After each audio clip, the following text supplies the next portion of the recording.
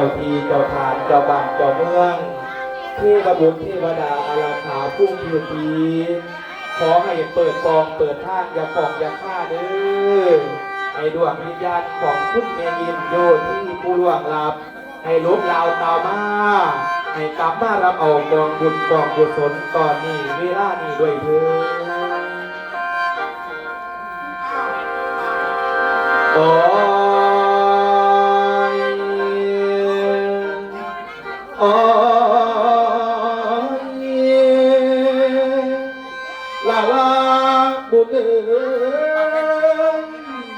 เพิ่นว่าบุญคุณเจ้าคุณแม่ยิ้มโยที่ของเฮาเลี้ยงลูกเต้าจนมาไหนลาไปอยู่ใส่น้องแม่น้องแม่ยิ้มเอ้ย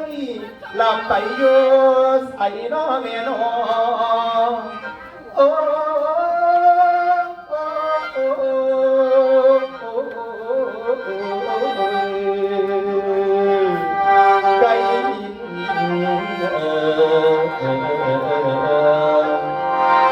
ให้เต้ามาได้ยินให้เต้ามาดวงวิญญาณโอ้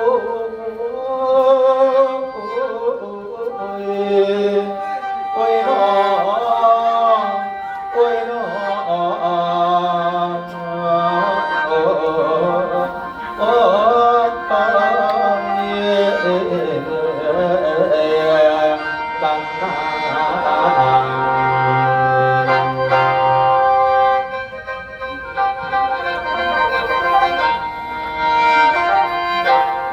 บัดนี้ว่าโอ้หนอปลูกไร่ดีปลูกเสียฝันตกถึงย้ำไก่ขันบ่มีได้กลับเตาเท้าและเท้าบ่ส่งให้ไปแทวบ่ว่ายังเดือนและดาวอยู่ทั้งฟ้าสุริยามีมือไปขึ้นหอดดีแม่ยิ้มเอ้ยคุณแม่ยิ้มโยที่แม่ผู้เล่าตายไปแม่บอกกับเต้าโคถือมาบานทินสถานโนเมโนลาผู้เพิ่นไปไถทางก็ยังมีเวลาเวลา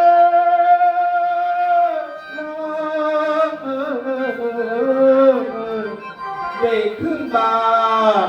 ได้ขึ้นไปขายเข่าขายของเพื่อกลับเต่าโคขึ้นมาบ้านทินสถานสื่อว่าพ่อตายนี่ไปได้ล้อผ้าอื่นก่อนเมื่อได้ตายจากเพื่อน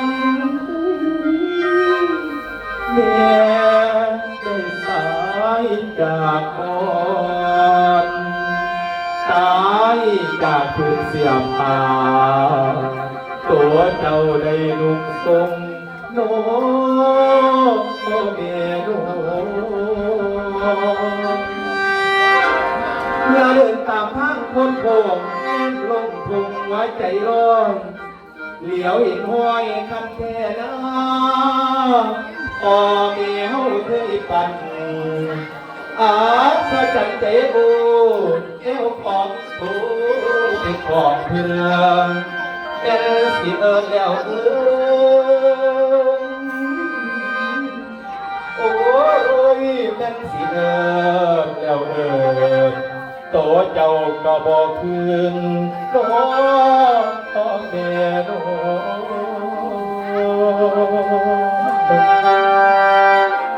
เมื่อ พาทานลูกหลานญาติพี่น้องเด็ดทับบุญเพื่อเพนท่านไปหาดวงวิญญาณผู้ที่มอละมาดเดียงตายเร็วบ่อยู่น้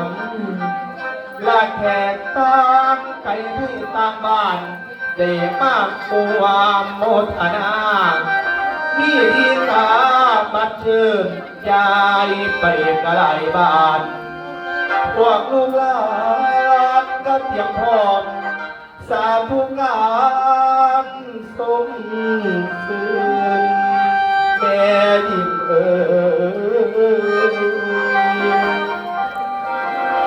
ย่างหมอลำเมาดีคือเกินจัดให้ได้โตกองบุญพูดโจโกกองบุญพูดโจโกเต็มอยู่ภาพลังลูกหลานทำปิดทานได้บานป่วยลงมัวลาวันสิ่งของที่เตรียมไว้มีหลายอันพันอย่างมีเข่าบอกต่างๆทำมาผู้ดีพร้อมเตรียมตั้งดอกแต่งมาโอ้เดนคือทอดเด้คือทอดแม่ยิ้มเอ่ย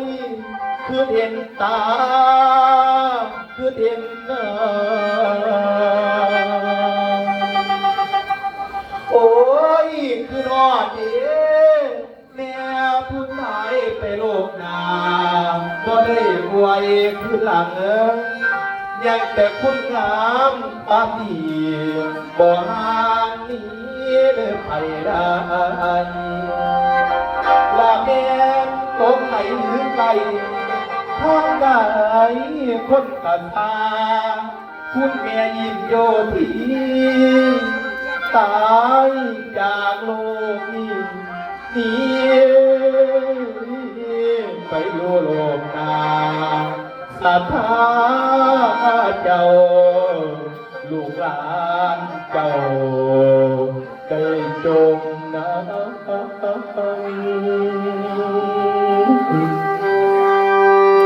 ลูกหลานมีข้าวรามโภชนาอาหารทั้งของหวานของข้าวสิเปล่า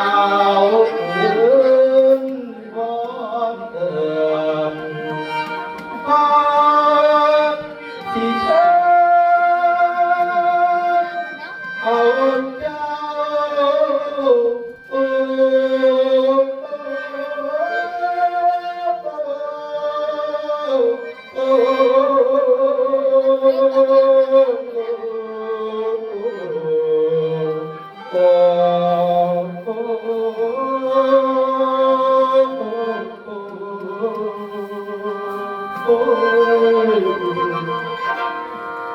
ละก่อนสิฉันเอาเจ้าดวงวิญญาณไอ้ลอยผ่านมาหับเอาผลทานก่อนสิไปโลกนาสักกาหน่อยสิกล่าว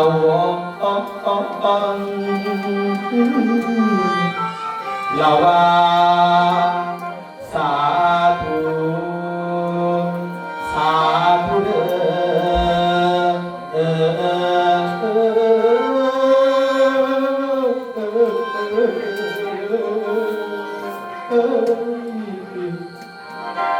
ละสาธุเด้ละท่านได้ยินเสียงพา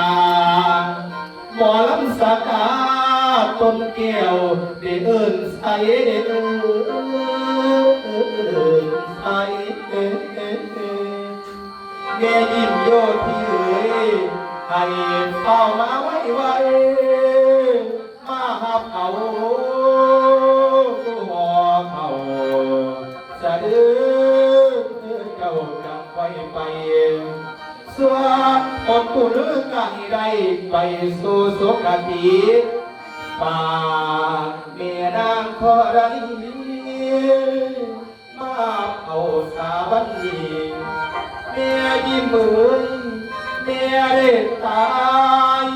เป็นผีหนีไกลหาโอ้ยตายเป็นผีหนีไกลหาบ่มีวันเวลาว่าที่ได้พวกเต้าอากาศร้อนหรือหนาวยามตัวลมพัดตอนไปนอนสมโยมได้เมื่อนี้น้อลูกหลานแม่ก็ยังได้สร้างก่อทับบุญหาขอให้ดวงวิญญาณมาเอาเขาในตอนนี้บารมีมาทำกุศลทำที่มาสอยดวงวิญญาณคุณแม่ยิ้มโยทีดวงเลยน้องดวงวิญญาณแม่ลอยลอยไม่ลอยลอยว่าเต่ามาเอาข้าวปั้นมาต้มหอมมาดมหมกลูกแม่หลานได้ยอดยกเด็ดแต่งหาเตรียมไว้เงื่อนอาจไว้สลึงเฟืองมาทันทานเดือกลับวันลูกหลานอยากพี่น้องผู้มีเด็กเดียวที่พี่น้องครับคนได้มีปัจจัยเป็นเรียนเป็นแบกเอาใส่นี่ขันเสื้อใส่ผ้าเวียนในแนวในลือขับขาเป็นคาลงคาเรือเป็นคาสะพานนี่สะพานท่อเที่ยวไทยไปข้างหน้าไทยถอนตรงนี้ย่างในในลือขับภาษาถูกมีเท่าไหร่ก็ใช้ได้รวมกันกับพี่น้องหลักเมียดีเหมือนนี่คือการให้ในสลึงเฟืองลูกหลานที่ทำทานเดินกับวานทางปักไปเพื่อโลกนาพระราได้เจ้าไรมาจะดวงวิญญาณเกียผู้ตายไปโลกนาจะสิได้อยู่สุขีใจอยู่ดีเด้อกินดีใจนางนอนเด้ออ่อนนอนทั้งเปิดม่านแก้วสวรรค์ทองสั่งเสียงลูกและหลานญาติพี่น้องเฮามีเพิ่นบอกปาเด้อละพิมให้มาถามเอาเจ้าหับเอา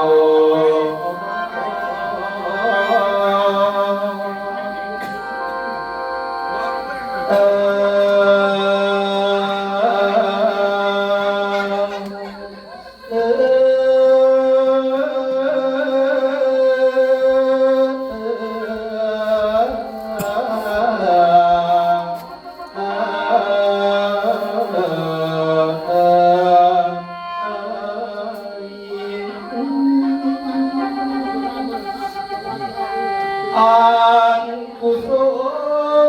ลผลบุญที่ส่งให้มา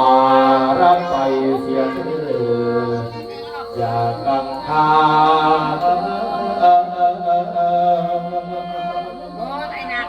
ลูกหลานญาติพี่น้องได้ทำบุญ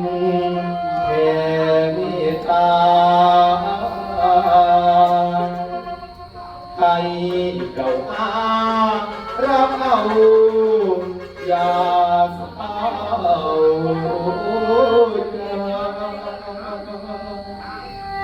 ถ้าดวงวิญญาณคุณแม่ยิ้มโยทีได้มารับเธอมาที่ไหนมาขอบคุณถ้าดวงวิญญาณ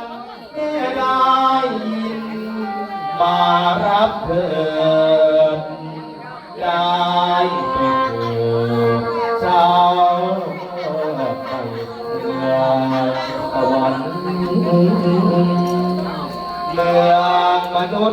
ได้มีสิ่งผูกพันขึ้นสวรรค์วิมา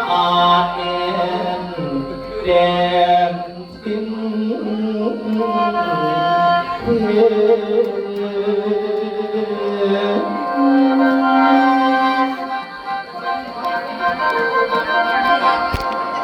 ราชาเพื่อนคนผู้ไหนบ้างนี่วิญญาณนี้ให้หับต่อแม่ยิ้มเลยกลับมาใจเคยได้ก่อนเดิมอันใดที่ฝากไว้อาภัยไปแก่กันในเมื่อฟ้าสู่สวรรค์ดวงวิญญาณโอ้ยโอ้ยโอ้ยโอ้ยหนอโอ้ยหนอโอ้โอ้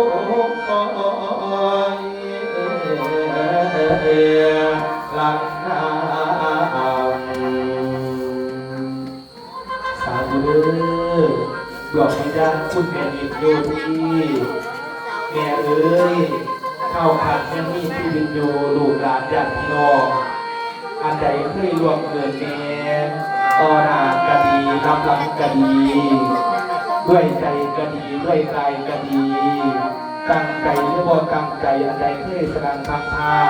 ไม่ผิดพลาดต่อแม่ก็ให้น้องโหสีเด้อแม่เด้อตัดเลี่ยนตัดกลับต่อกันก็ให้เป็นสาบปิดน้ำขอให้ดวงวิญญาณเจ้าผู้ใจไปหูเมืองโมดทางหน้าซื้อนอกเอาทองยาเดืมเมื่อเพื่อนเศร้าตอนตาปากเป็นกันหันคุณพระสงฆ์สังฆที่ทรงพรต่อทายขอให้ดวงวิญญาณเก่าขึ้นสู่สวงสวรรค์อย่าได้มีไพ่มานขอเขียนเวียนเก่าขอให้เน่าให้หอมสวรรค์ท้องแผ่นทีขอให้ถึงกันป่าสวรรค์คุณกับวันใหม่เพื่อเมยินเด้อบอกให้มีความสุขให้ไปอยู่แสนปีล้านปีมองใดมีความถูกเพิ่งนาที่เดียวไกลไปวันนึงก็ได้หาไปวันหน้าก็ได้สร้างสตางก็ได้ใจก็ได้สื่อก็ได้ขายก็ได้หาปลูกขายไม่ได้ดอกดังเขาบ่ได้รางวัลเขาบ่ต้องเป่าหวัดไฟเรื่องเงี้ยบ่ต้องไปถามหาอยู่เมืองสวรรค์ป่าหากว่าดวงวิญญาณคุณในดินโดยที่ได้ยินพัดผูกพัดเพียงกระแสจิตกระแสใจจากลูกหลานญาติพี่น้องได้ยินเสียงร่ำเสียงร้องสักการบนเกลียวฟังแล้วให้ดวนมาเอากองบุญกองท่านที่เขาดีนาอาบุเรียวเมื่อป่าสู่สวรรค์เป็นเด้อเบิดทุกข์เบิดโศกเบิดโรคเบิดไข้จากพญากรรมพญามารทั้งหลายทั้งปวงหากชาติหนามีจริงขอให้คุณแม่ยินอยู่ที่กลับมาเกิดความพองความเมตกลับมาเกิดความพีความนองกลับมาเกิดความลูกความเก่าคือเก่าเก่าเดิมทำเอาบุญแล้วเมื่อฟ้าสู่สวรรค์เธอ